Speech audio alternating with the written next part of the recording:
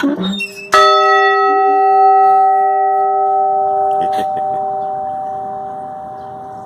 totally cool.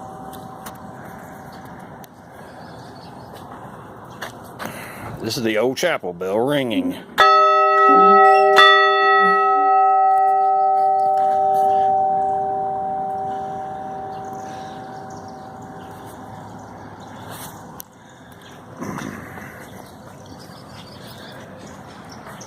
Church burned in 1954, and that's it. Burnt the wheel off. You can see the scorch marks there on what's left of the wheel.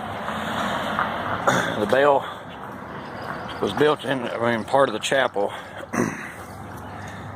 and it's going to be on display at the South Pittsburg Heritage Museum.